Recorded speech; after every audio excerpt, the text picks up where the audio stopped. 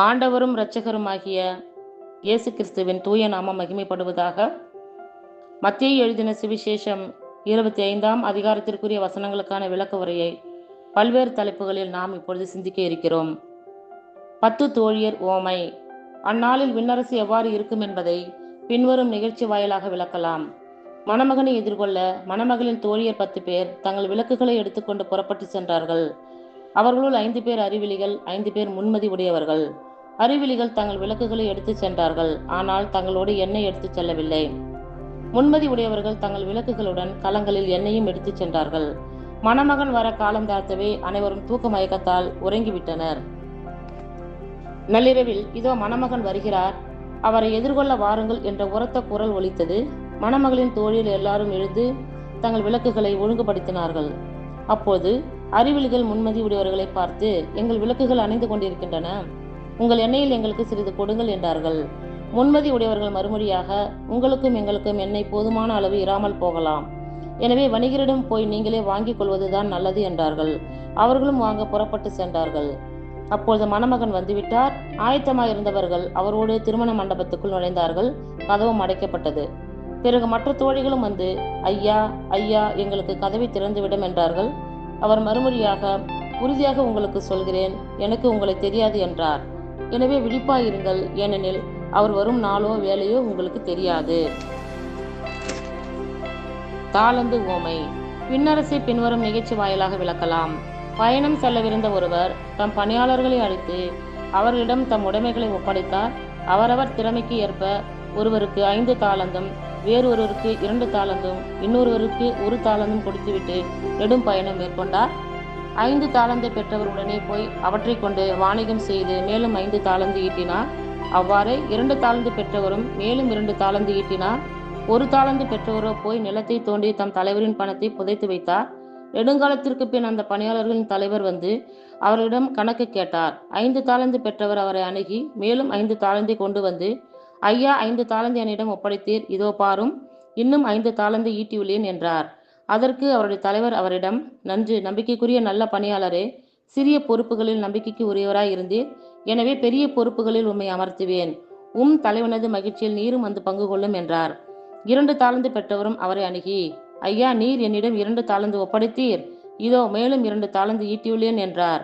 அவருடைய தலைவர் அவரிடம், நன்று, நம்பிக்கைக்குரிய நல்ல பணியாளரே, சிறிய பொறுப்புகளில் நம்பிக்கைக்கு உரியவராய் இருந்தீர், எனவே பெரிய பொறுப்புகளில் உம்மை அமர்த்துவேன், தலைவனது மகிழ்ச்சியில் நீரும் வந்து பங்கு கொள்ளும் என்றார். 1 தாளந்து பெற்றுக்கொண்டவரும் அவரை அணுகி, ஐயா, நீர் கடின உள்ளத்தினர், விதைக்காத இடத்தில் அறுவடை செய்பவர், தூவாத இடத்தில் சேகரிப்பவர் என்பதை அறிவேன். உமக்கு அஞ்சியதால் நான் போய் உம்முடைய தாளந்தை நிலத்தில் புதைத்து வைத்தேன், இதோ உம்முடையது என்றார்.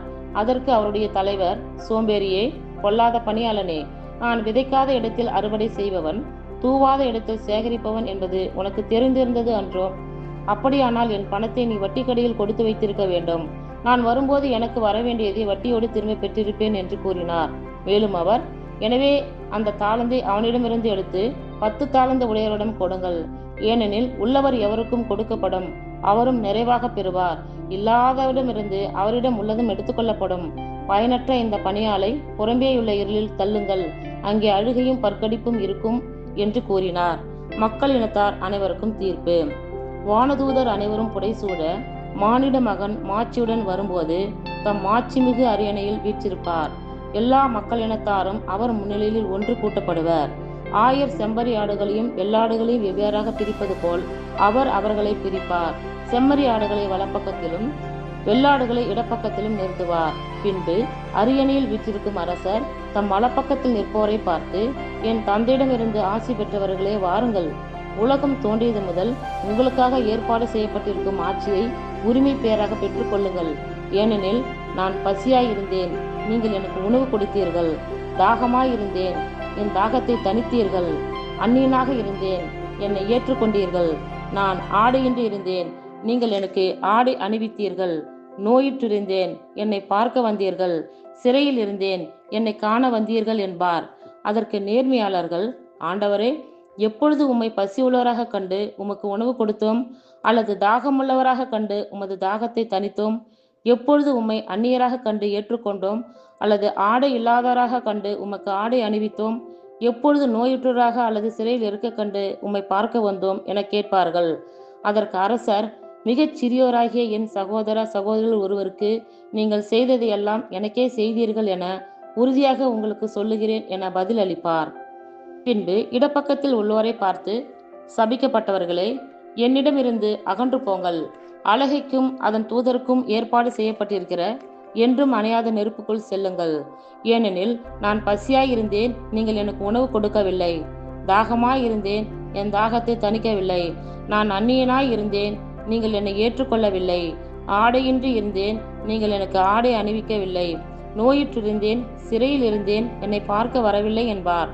அதற்கு அவர்கள், ஆண்டவரே, எப்பொழுது நீர் பசியாகவோ தாகமாகவோ அந்நியராகவோ ஆடையின்றியோ நோயுற்றோ சிறையிலோ இருக்க கண்டு உமக்கு தொண்டு செய்யாதிருந்தோம் என கேட்பார்கள்.